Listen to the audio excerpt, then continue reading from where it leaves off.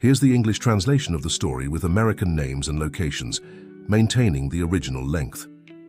The ballroom of the Waldorf Astoria glittered on that charity gala night. Emily Thompson, at 28, stood out not only for her natural beauty but mainly for her striking presence and determined gaze. As the marketing director of a renowned agency, she had organized this event with the same dedication she applied to all her projects. Her wavy brown hair framed a face that exuded confidence as she circulated among the guests with the ease of someone who knew her worth. It was in this setting that Alexander Reeves, 35, heir to one of the country's largest business groups, first noticed her. It wasn't common for someone to capture his attention like that. Accustomed to being surrounded by people vying for his approval, there was something different about this woman, who seemed completely oblivious to his presence. "Who is that?" he asked his assistant, who promptly sought information. "Emily Thompson. Sir, she's responsible for organizing tonight's event." Alexander adjusted his impeccable Italian suit and walked towards her. But before he could reach her, he observed how she masterfully resolved a delicate situation with one of the dissatisfied sponsors. Her diplomacy and intelligence were evident. "Impressive. How you turned a tense moment into an opportunity," he commented, finally approaching. Emily turned, finding a tall man with an elegant bearing and piercing green eyes.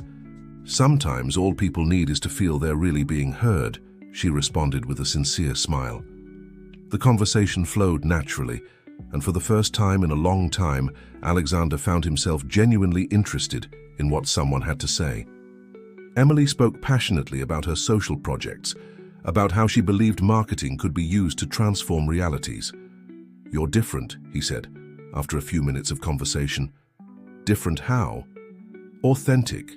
You're not trying to impress me."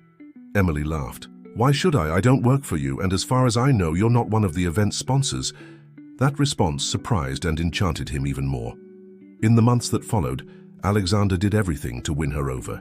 He sent flowers to her office, secured reservations at the most exclusive restaurants in the city, and always found a way to demonstrate his interest. At first, Emily resisted. "I don't have time for romance now, I'm focused on my career," she would say.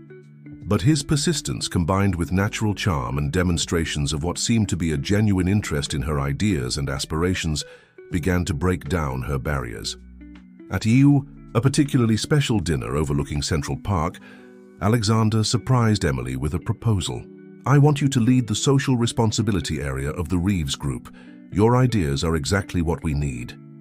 "This is unexpected," Emily responded, cautious, "but I can't accept. I don't want to mix our personal relationship with work." Alexander smiled, admiring her integrity even more. "That's exactly why you're perfect for the job, and for me." The romance intensified, and Emily found herself immersed in a world of luxury and privilege she had never experienced. Alexander proudly introduced her at social events, and their love story became the talk of society columns. The couple that united the glamour of the business world with social purpose. The marriage proposal came 6 months later during a trip to Paris. At the top of the Eiffel Tower, with the city of lights at their feet, Alexander knelt with a diamond ring that looked more like a work of art. "Emily, you've brought color to my life. Marry me?" With tears in her eyes, she accepted, truly believing that she had found not just love but a partner who shared her values and supported her dreams. The wedding was the event of the year. The ceremony, held in one of the oldest churches in New York City, brought together the cream of American society. Emily was stunning in her haute couture dress, but what stood out most was her radiant smile, the genuine happiness that overflowed from every gesture. "You look beautiful," whispered her mother, Mrs. Thompson, helping her with the veil moments before the ceremony. "But don't lose yourself in this new world, my daughter. Don't let the glitter of luxury overshadow who you are." Emily hugged her mother, not really understanding the weight of those words.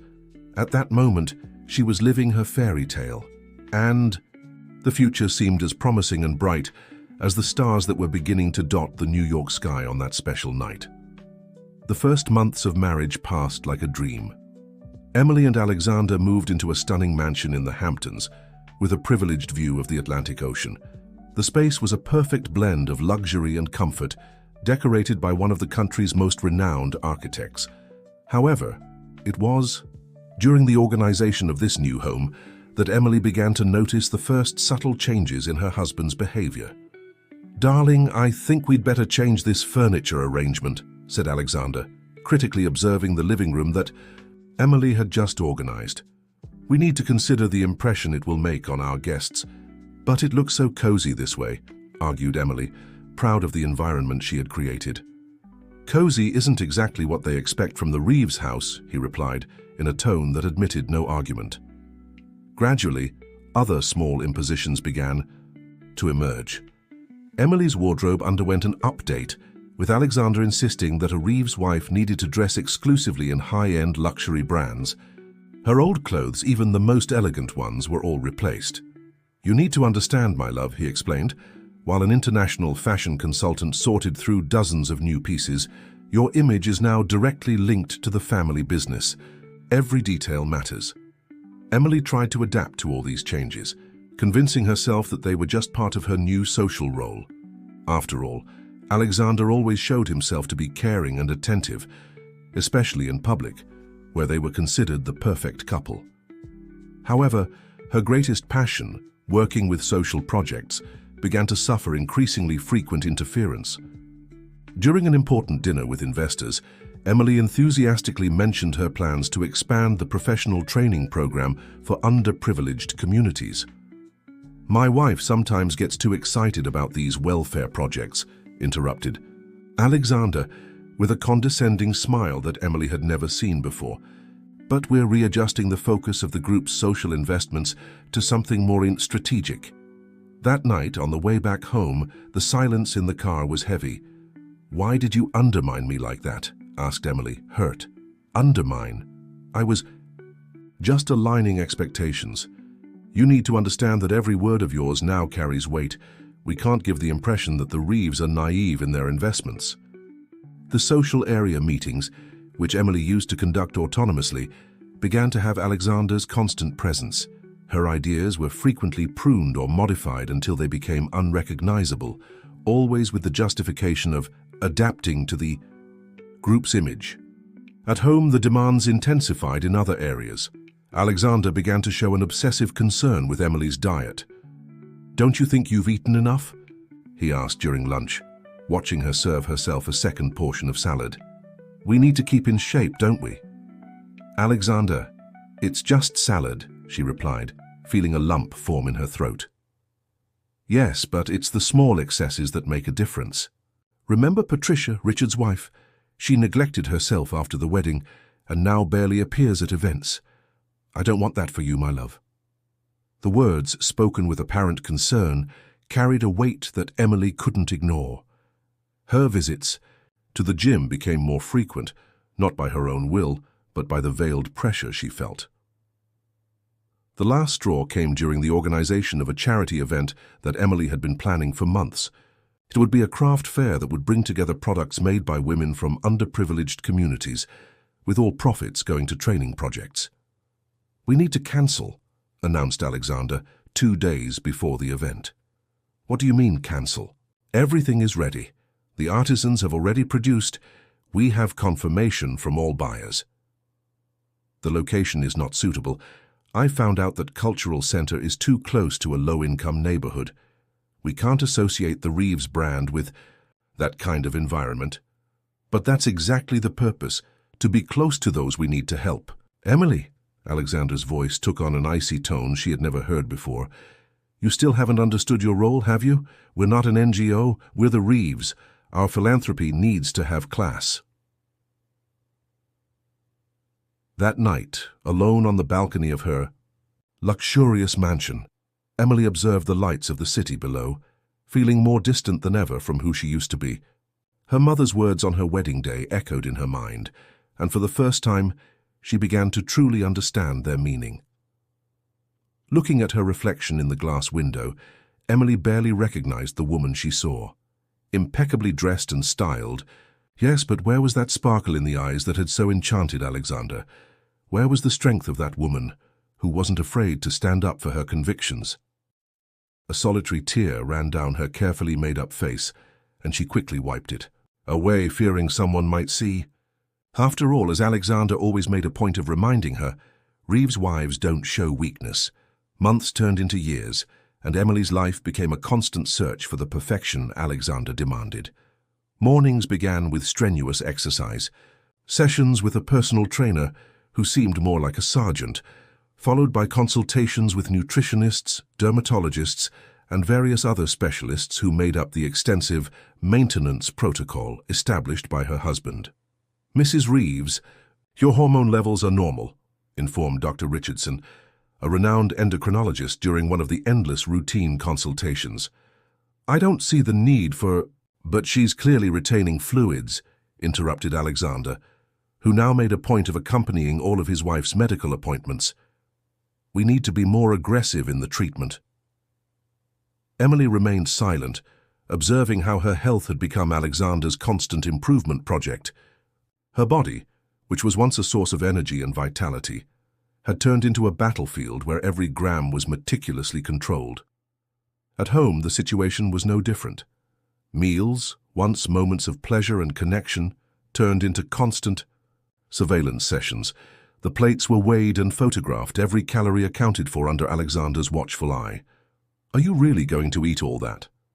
he asked during dinner, disapprovingly observing Emily's modest plate. "I thought we had agreed to reduce portions." "Alexander, I've barely touched the food," she replied, feeling the familiar lump form in her throat. "It's this lack of commitment of yours that's preventing us from having a child," he shot, touching on a particularly painful point. The issue of motherhood had become a constant source of pressure. After 2 years of marriage without a pregnancy, Alexander began to blame what he called Emily's inappropriate lifestyle.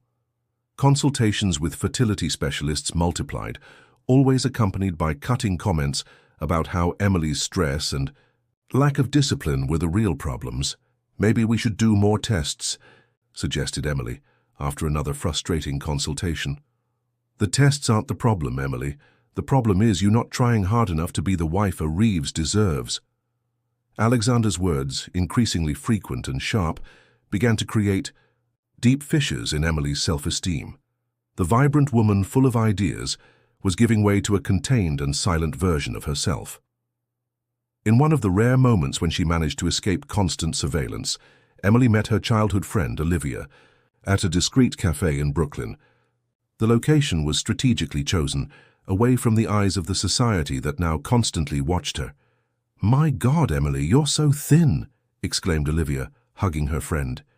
"It's the new protocol Alexander established," replied Emily, trying to smile. "He says I need to be impeccable for next month's charity dinner." Olivia observed her friend with concern. Her eyes, once so bright and expressive, seemed dull, surrounded by dark circles that expensive makeup couldn't completely hide. "Remember when we dreamed of changing the world?" asked Olivia, trying to rescue a bit of the old Emily. "Your social projects were so successful. Alexander says I need to focus on causes more suitable to our social position," Emily responded mechanically, repeating words she had heard so many times. "Next week we have a charity auction at the Plaza Hotel, much more appropriate for the Reeves. And you, what do you think about that?" The question caught Emily by surprise. It had been so long since anyone had been interested in her opinion that she had almost forgotten what it was like to have her own voice. She hesitated, feeling tears form. "I don't know anymore, Liv. Sometimes I wake up in the morning and don't recognize the person in the mirror. I don't know who I am anymore beyond Mrs. Reeves." Olivia held her friend's hand across the table, noticing how it trembled slightly. "Emily, you need to—" But before she could complete the sentence, Emily's cell phone rang. It was Alexander. "Where are you?" His voice sounded controlled, but Emily knew well the tone of veiled threat. "We have the photo shoot for the magazine in an hour. Don't make me embarrassed." "I'm on my way," she replied, already getting up hurriedly. "Sorry, Liv. I have to go." Watching her friend hurry away, Olivia felt a tightness in her heart. The Emily she knew, the one who fought for her convictions and dreamed big, seemed to be disappearing a little more each day, replaced by an elegant and silent shadow that only followed orders. The grand ballroom of the Plaza Hotel never seemed so suffocating to Emily as on that night. It was the celebration of 15 years of the Reeves Group, an event meticulously planned to reaffirm the family's position in the upper echelon of American society.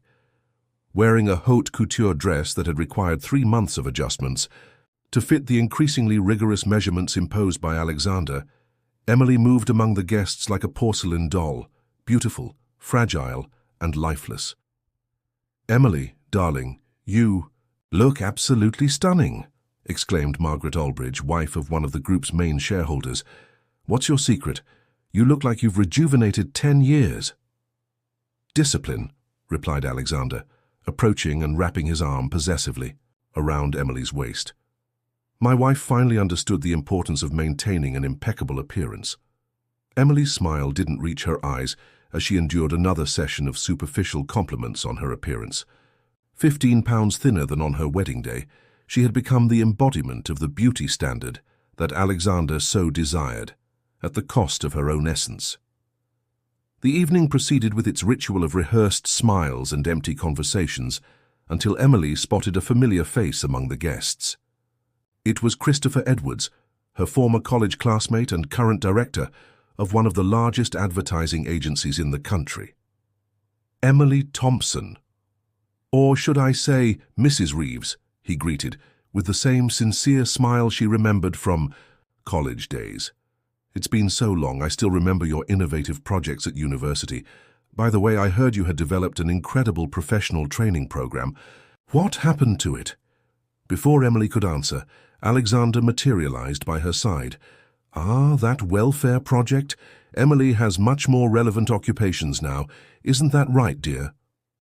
"Actually," Emily began, feeling a spark of old courage ignite in her chest, "that project was very important to me. We managed to train more than 200 women in vulnerable situations and—" "Emily," Alexander cut her off, his social smile barely disguising his irritation. "I think Lady Margaret is calling us for a photo." But she's not. Emily stopped as she felt the pressure of Alexander's fingers on her arm increase. "Excuse us, Christopher," Alexander finished, practically dragging Emily to a more reserved corner of the room. "What do you think you're doing?" he hissed, maintaining an artificial smile for passing guests. "Talking about that failed project as if it was something to be proud of." "It was something to be proud of, Alexander. We were really making a difference in those people's lives." "Making a difference," he laughed with disdain. "Your only obligation is to live up to the name I gave you. Look at you now. I finally managed to transform you into someone presentable, and yet you still insist on embarrassing our family with these fifth-rate charity stories." The words hit Emily like a slap. For the first time in years, she saw with crystal clarity the man in front of her, not the Prince Charming she had met, but a tyrant obsessed with control and appearances. "Presentable?" Her voice trembled, but not from fear. It was anger. "Is that what you did to me? Turned me into a lifeless doll to be presentable?" "Lower your voice," he warned, his face assuming an expression that Emily knew well, the calm before the storm. "You're making a scene." "No, Alexander. For the first time in years, I'm being myself." The sound of Emily's hand slapping Alexander's face echoed through the ballroom, silencing nearby conversations. She hadn't planned it. It was an instinctive gesture, born from years of repressed humiliations. "How dare you?" he growled, grabbing her arm forcefully. "You are nothing without me, Emily, nothing. Do you think anyone will want you? A failed woman who can't even give her husband a child?" The words cut deep, but something inside Emily was already irreparably broken, or perhaps finally fixed. With a sudden movement, she freed herself from Alexander's grip. "It's over," she declared, her voice surprisingly firm. "I can't take this prison anymore." Tearing off the diamond necklace that weighed on her neck like a collar, Emily threw it at Alexander's feet. The sound of the jewels hitting the marble floor seemed to awaken the guests from their trance. "You'll regret this," Alexander threatened, his face contorted with fury.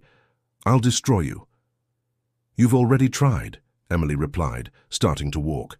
towards the exit, and it was your biggest mistake. With firm steps, Emily crossed the ballroom.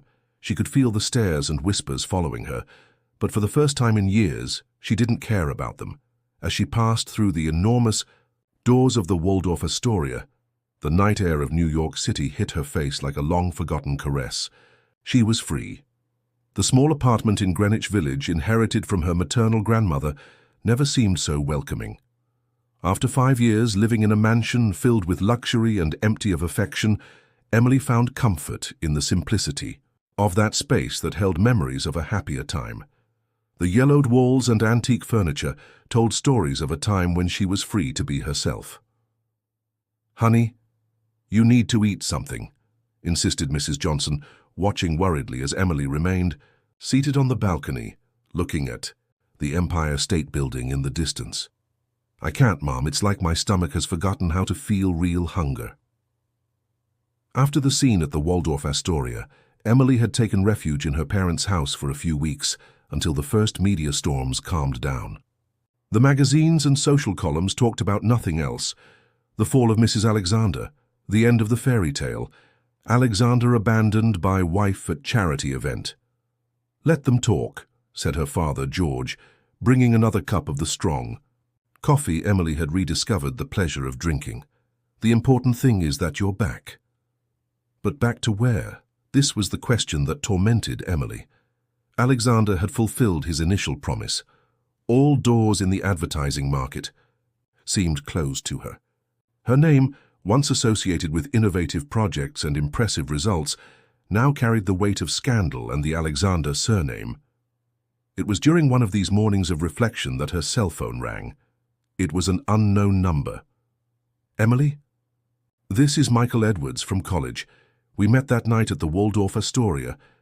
Emily's heart raced, remembering the last time they had talked, moments before her life turned upside down. "Michael, I'm sorry about that scene." "Apologize, Emily, you were incredible. In fact, that's why I'm calling. Would you like to have coffee with me? I have a proposal for you." The chosen coffee shop was a discreet place in Brooklyn, far from the spotlights, that still pursued her. Michael Edwards hadn't changed much since college days.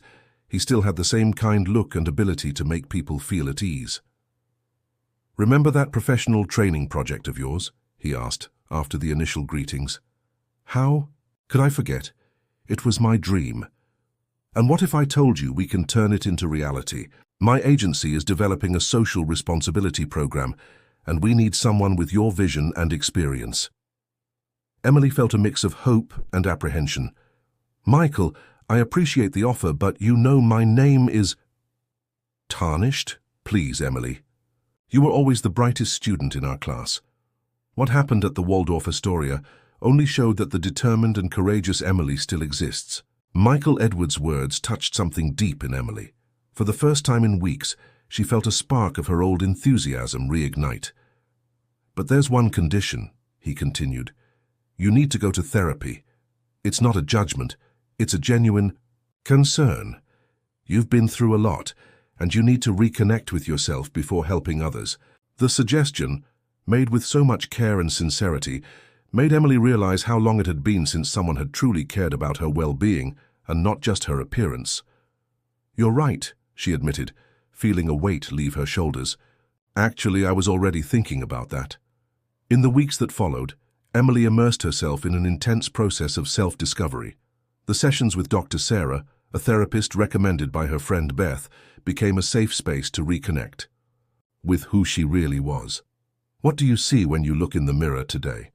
Dr. Sarah asked in one of the sessions. "A stranger," Emily replied after a moment of reflection. "Sometimes I catch myself looking for signs of imperfection, like he used to do. It's as if his voice is still in my head." "And what do you want to see when you look in the mirror?" The question echoed in Emily's mind for days. At home, she began to make small changes. She threw away the scale that tormented her daily. She stored the designer clothes in boxes and rescued old pieces she loved to wear. Gradually, she began to rediscover the pleasure in small things: the taste of toast with butter at breakfast, a walk without worrying about calories, a Sunday afternoon watching movies with her mother. The work at Michael Edwards's agency was also fundamental in this process of reconstruction. Her professional training project gained new life, now with a special focus on women who, like her, needed to start over. "You know what's most amazing?" she commented to Beth during lunch. "For the first time in years, I'm not worried about being perfect. I'm just trying to be myself." "And you're doing a great job at it," replied her friend, noticing how the sparkle in Emily's eyes was beginning to return, stronger and truer than ever. It was a Thursday afternoon when the idea struck. Emily was conducting another workshop for the professional training program at Michael Edwards' agency when one of the participants timidly raised her hand. "Miss Emily, excuse me for interrupting, but I needed to share something. Yesterday I went to buy a used car and it was horrible. The salesman kept asking about my husband, as if I wasn't capable of making a decision on my own." Other women in the room began to nod, sharing similar experiences.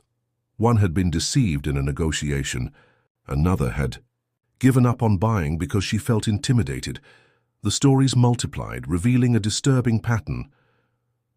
"That's how it started," Emily would explain months later in an interview. "I realized there was an entire market neglecting and underestimating women, especially in the automotive sector. That night, Emily couldn't sleep. Images and ideas kept popping up in her mind. She got up at 3 in the morning and started writing frantically on her laptop. When the sun rose, she had before her the outline of a revolutionary business plan, a network of car dealerships catering exclusively to women. "Michael, I need to show you something," she said the next morning, entering her friend's office with a folder full of notes. "By the look in your eyes, I imagine you spent the night awake," he replied, recognizing the old Emily, the one who wouldn't rest until she turned an idea into reality. For 2 hours, Emily presented her vision. It wouldn't be just a car dealership, but a space for empowerment. All employees would be women, from salespeople to mechanics. There would be a technical training program to empower more women in the automotive sector. The environment would be completely different from traditional dealerships, with spaces for children, specialized consultants, and total transparency in negotiations. "It's ambitious," Michael commented after listening attentively, "and absolutely brilliant. But you know you're going to face a lot of resistance, don't you?" "I know," Emily replied with a determined gleam in her eyes, "but if there's one thing I've learned in the last few months, it's that I'm stronger than I thought." The following weeks were of intense preparation. Emily immersed herself in market research, thoroughly studied the automotive sector, and began making contacts with manufacturers. Her nights were dedicated to refining the business plan while maintaining her work at the agency during the day. "Honey, are you eating properly?" Mrs. Johnson asked, concerned about her daughter's long working hours. "I am, Mum, and for the first time in a long time I'm hungry, not for food, but to accomplish something that really matters." The first obstacle arose when Emily tried to present her project to potential investors. Many wouldn't even agree to meet her. Others treated her with condescension. "A dealership just for women? That's reverse discrimination," argued one investor during a meeting. "No, Mr. Garcia," Emily replied, keeping her calm. "It's recognizing that there's an audience that deserves and needs differentiated service.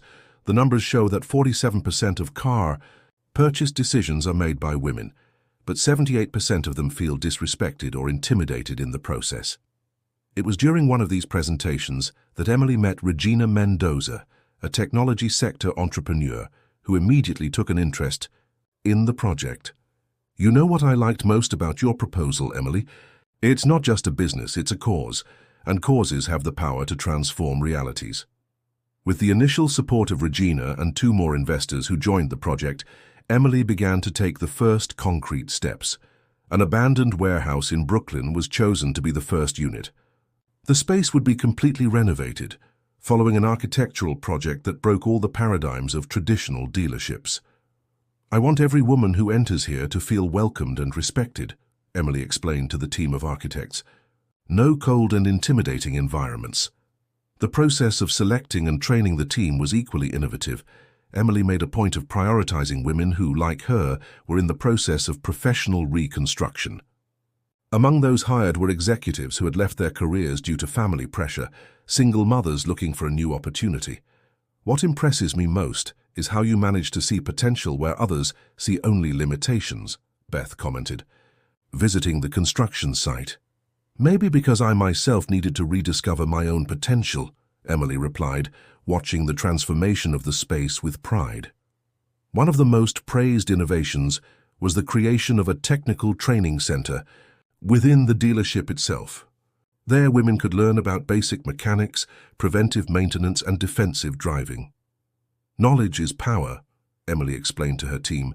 When a woman understands her car, no one can deceive her or make her feel inferior. As the inauguration approached, Emily felt a mix of anxiety and fulfillment. It wasn't just a business that was about to be born, it was the materialization of a personal transformation, living proof that it's possible to rebuild life on more authentic and meaningful foundations. The inauguration day of Women at the Wheel dawned sunny, as if New York City wanted to celebrate along. The line of interested customers wrapped around the block, attracted by the innovative proposal that had generated buzz on social media in recent weeks. "This is much bigger than we imagined," Regina commented, observing the movement beside Emily.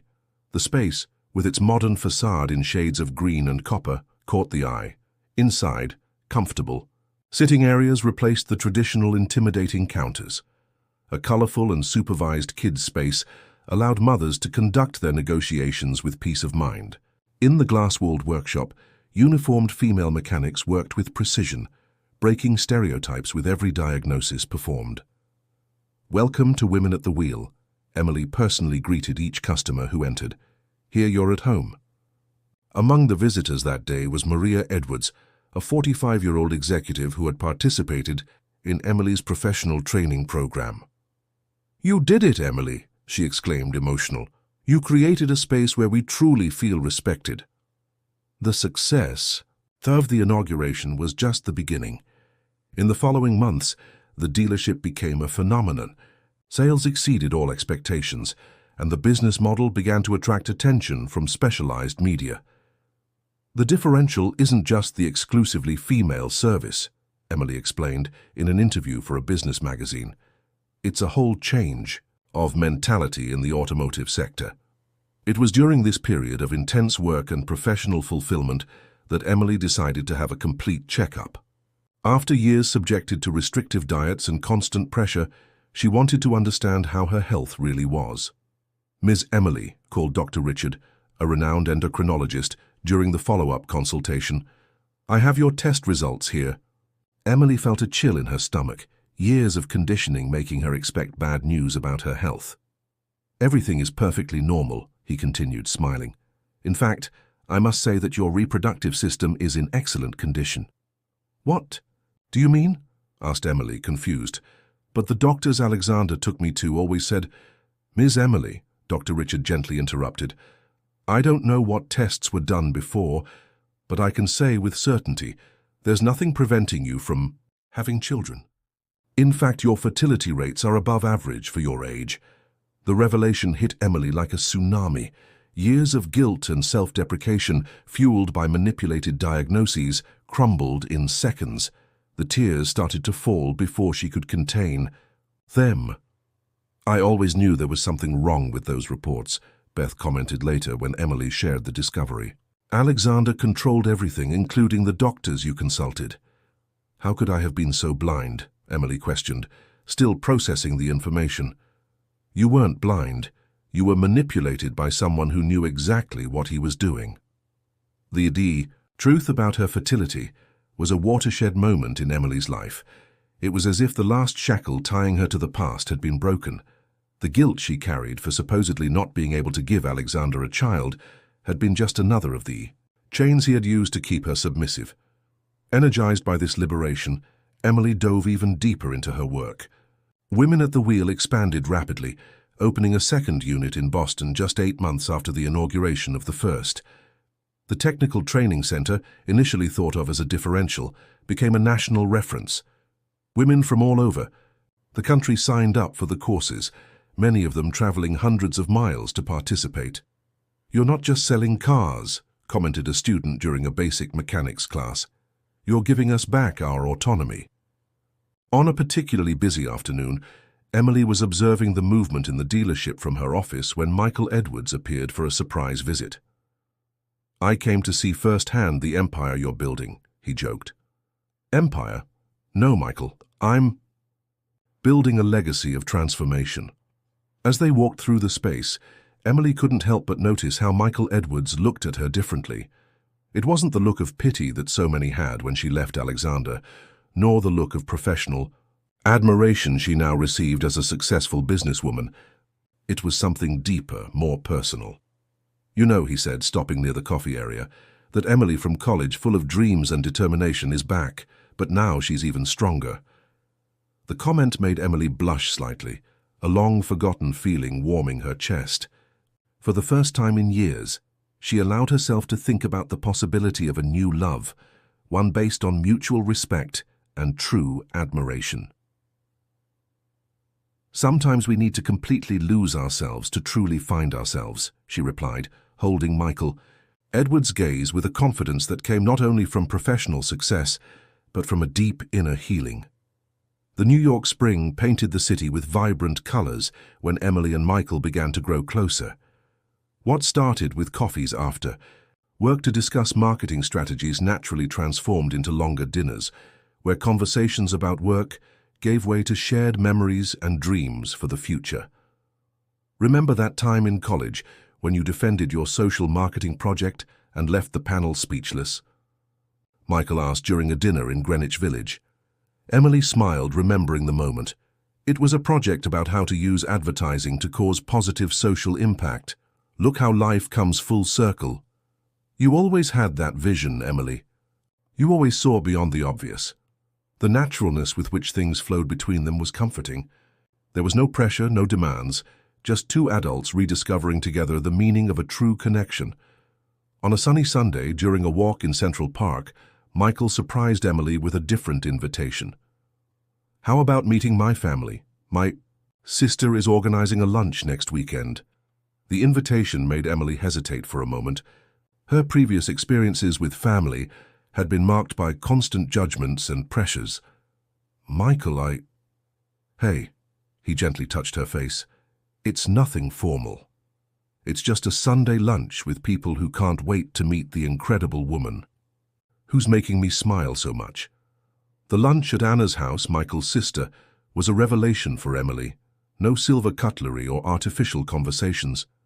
In the cramped kitchen, everyone helped prepare the barbecue while laughing and telling stories. The children ran around the backyard, the family dogs vied for attention, and no one seemed to care about appearances. "So you're the famous Emily," exclaimed Anna, hugging her warmly. "Michael can't stop talking about you." "Anna!" Michael protested, blushing slightly. "What? It's true, I've never seen my brother so lovesick." The afternoon passed amidst laughter and genuine conversations. Emily found herself relaxing more and more, allowing herself to simply be herself. When Joey, Michael's 5-year-old nephew, spilled juice on her blouse, her first reaction was panic, years of conditioning making her expect an explosion of anger. But all she received were affectionate laughs and a borrowed T-shirt from Anna. "Sorry about the mess," Michael said later as they returned home. "My family can be a bit intense." "It was perfect," Emily replied, realizing she was speaking from the heart. "It had been so long since I felt so at home." The relationship grew organically, as did Emily's business. Women at the Wheel now had 5 units spread across the United States, and each inauguration was a celebration not only of business success, but of the transformation in the lives of hundreds of women. "You know what enchants me most about you?" Michael asked one night as they dined on the balcony of Emily's apartment. "How you manage to balance strength and sensitivity. You're an extraordinary businesswoman, but you never lost your humanity." Emily felt tears forming. "There was a time when they made me believe I had to choose between being successful and being myself. And now Now I know that my true strength lies exactly in being who I am. The relationship with Michael brought a new dimension to Emily's life. It wasn't just about romantic love. It was about partnership, mutual respect, and joint growth. He supported her in her professional decisions without trying to control them, celebrated her achievements without trying to overshadow them, and most importantly, loved her imperfections as much as her qualities. On a Saturday morning, while having coffee at the neighborhood bakery, a ritual they had established, Michael surprised Emily with a proposal. "What do you think about living together?" The coffee cup stopped midway. "Michael, You don't have to answer now," he quickly added. "I know you have your reservations after everything you've been through. I just want you to know that, when you're ready, I want to build a life with you, a real life without masks or demands." Emily looked at the man in front of her, slightly disheveled hair, sincere smile, eyes that saw her exactly as she was. There were no expensive jewels or grandiose promises, just true love and respect. "You know what?" she replied, feeling a certainty that came from her soul. "I'm ready. More than that, I'm happy to be ready." Michael's reaction was to hug her, right there in the middle of the bakery, not caring about the looks from other customers. It was a simple gesture but loaded with meaning. A man who wasn't afraid to show his feelings, who didn't see love as a sign of weakness. "Let's do this. Our way," he said. "No pressure, no protocols, just us being ourselves." That night, lying in her bed, Emily reflected on how life had surprising ways of teaching us. Her true happy ending wasn't in the fairy tales she had imagined, but in the courage to be authentic and in the discovery of a love that strengthened her instead of imprisoning her. The house in Brooklyn Heights, with its stunning view of the Manhattan skyline, was the perfect reflection of the new life Emily and Michael had built together. It didn't have the ostentatious luxury of the Alexander mansion, but it overflowed with personality and coziness in every corner. The walls were decorated with photos of happy moments, trips, family gatherings, celebrations with friends. It was a home in the truest sense of the word. That Sunday morning, Emily woke up to the smell of fresh coffee and the sound of laughter coming from the kitchen. She found Michael trying, without much success, to teach Anna's son Peter how to make pancakes. "Aunt Emily!" exclaimed the boy, running to hug her, his flour-covered hands leaving marks on her pajamas. "Sorry about the mess," Michael smiled. "We wanted to surprise you." Emily looked at the kitchen in complete chaos. Flour scattered on the floor, eggshells on the counter, a stack of pancakes in peculiar shapes, and felt her heart overflow with happiness. How different it was from the aseptic and controlled life she led before. The morning passed amidst laughter and increasingly creative attempts to make perfect pancakes. It was during this moment of unpretentious joy that Emily felt a sudden wave of nausea. "Are you okay?" Michael asked, concerned. "Yes, it must be. But before she could complete the sentence, she ran to the bathroom. The following week, after some tests, the suspicion was confirmed. Emily was pregnant. The news, received with tears of joy, quickly spread through the family. "My daughter," Mrs. Johnson cried on the phone. "I always knew you would be a wonderful mother." The pregnancy brought a new dimension of happiness for Emily. Her body, once a source of so much anguish and obsessive control, was now generating life. Michael proved to be the most attentive partner possible, participating in all consultations, reading books about pregnancy, and making plans for the future. While Emily's life flourished, news about Alexander began to appear in the newspapers. The empire he was so proud of was crumbling.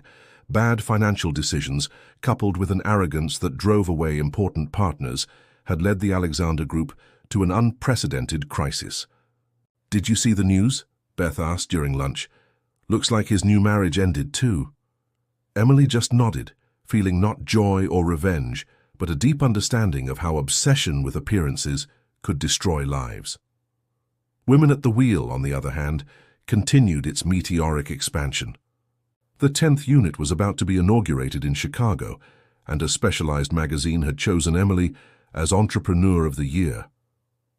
"Your success isn't just in business," commented the journalist during the interview for the cover story.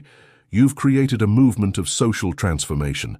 Indeed, the impact of women at the wheel went far beyond car sales. The technical training program had already trained over 1,000 women, many of whom opened their own businesses in the automotive sector. The support network naturally created, between customers and employees, generated inspiring stories of overcoming and new beginnings. It was during the inauguration party of the Chicago unit that Emily received another surprise. She was expecting twins. The news, shared with the team during the event, was received with an explosion of joy. "You are much more than a team," Emily said, emotional. "You're the family I chose to be part of my life." The contrast between her current life and the past couldn't be greater. Where there was once control, now there was freedom. Where there were criticisms, there was support. Where there was loneliness, there was an entire community of people who strengthened each other.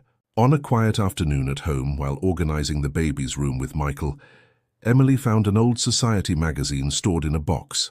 On the cover, a photo of her and Alexander at the height of their marriage.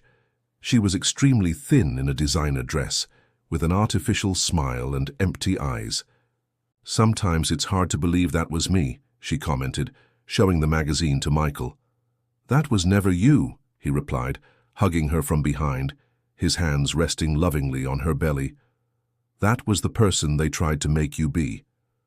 At that moment, feeling the babies move inside her, surrounded by Michael's true love and the life they had built together, Emily had a deep certainty. Her story wasn't about revenge or just overcoming. It was about authenticity, about the courage to be true to herself, and about how that truth had the power to inspire other people to do the same. "Our children will grow up knowing that a person's true value isn't in appearance or social status," she said, caressing her belly. "They'll learn that true love strengthens, never diminishes." Michael softly kissed her neck, "And they'll have the most amazing mother in the world as an example." The auditorium of the Waldorf Astoria was packed for the launch of the book Women at the Wheel, A Story of Transformation. Emily, now mother of 2-year-old twins, Jack and Lily, and pregnant with 2 more babies, observed the audience with a mixture of gratitude and fulfillment. Her book wasn't just her personal story, but a manifesto about female empowerment and the importance of staying true to oneself. Women at the Wheel had become the largest dealership network focused on the female audience in North America, with 25 units spread across the United States. More than a business, it was a movement that had transformed the lives of thousands of women. "It's with great pride that I present our founder and CEO, Emily Thompson," announced Regina Mendoza, now one of the company's top executives. As she took the stage, Emily was received with a warm ovation. Her old perfect and artificial forms had given way to the natural curves of a woman who lived fully, without fear or shame. Her eyes shone with a confidence that came from within, not from external approval. "5 years ago I was in this very hotel," she began, living what seemed to be my lowest moment. "Today, I understand that moment was actually my first step towards freedom." The audience listened in respectful silence as Emily shared her journey, not just the successes, but also the doubts, fears, and discoveries. She spoke about how true success wasn't in achieving standards imposed by others, but in having the courage to be authentic. It was then that she noticed him. In the last row of the auditorium, almost hidden in the shadows, was Alexander Anderson. The years hadn't been kind to him. His face showed the marks of stress and bitterness. His once imposing stature now seemed diminished. Emily didn't interrupt her speech.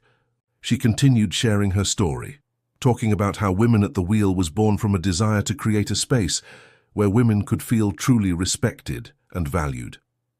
"Our greatest success isn't in the numbers, although they are impressive," she smiled, caressing her belly. "It's in the stories of transformation we witness daily." After the lecture, while signing books and receiving affection from the public, Emily saw Alexander approach. For a moment she felt a distant echo of the old fear, but it was quickly replaced by a serene calm. "Emily," he began, his voice less authoritative than before. "Hello, Alexander," she responded calmly. "I hope you enjoyed the lecture." You're pregnant."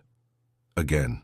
Yes, 2 more babies on the way, she smiled, realizing how that information affected him. Michael and I are very happy. As if invoked by her words, Michael appeared by her side, bringing the twins. Jack and Lily immediately ran to hug their mother, their laughter echoing through the hall. "Mommy, look how many books you wrote," exclaimed Lily, pointing to the pile of copies on the table. Alexander observed the scene with an expression that mixed disbelief and regret. The woman before him, radiant in her pregnancy, surrounded by love and success, was so different from the wife he had tried to mold in his image and likeness. "I came to ask—" He hesitated. "I came to apologize. And also, I need help. The Anderson Group is on the brink of bankruptcy, and your dealership network is one of the most successful in the country. Maybe we could—" "Alexander," Emily gently interrupted, "I don't need your apologies. I understood long ago that you were also a prisoner of your own impossible standards. As for the business, I'm sorry, but I can't help. Women at the Wheel has a mission that goes beyond profit. It wouldn't be fair to all the women who trust us." "But Emily, think about it. With the Anderson name—" "I don't need the Anderson name," she smiled, looking lovingly at her family. "I built my own name, and more importantly, I found my own voice." At that moment, one of the graduates from the technical training program approached to thank Emily, not realizing she was interrupting a tense conversation. "Mrs. Thompson, I did it! I opened my own auto repair shop. You changed my life." Emily hugged the young woman, genuinely happy for her success. When she turned back, Alexander had left. "Are you okay?" asked Michael, concerned. "I'm great," she replied, and it was true. "You know, for a long time I thought I needed to prove something to him. Today I understood that my greatest victory wasn't professional success or even discovering I could be a mother. It was freeing myself from the need for his approval or anyone else's." That night at home, Emily watched her children playing in the garden while Michael prepared dinner. The gentle sea breeze brought the scent of flowers she had planted herself. In her hands, a copy of her newly launched book, whose dedication read, "To all women who are rediscovering their own strength. Your story also deserves to be told." Her life now wasn't a traditional fairy tale. It was something much better. It was real, authentic, and deeply happy. Emily had discovered that the true, happy ending wasn't in being perfect, but in being true to herself. And that truth had the power to inspire other people to do the same.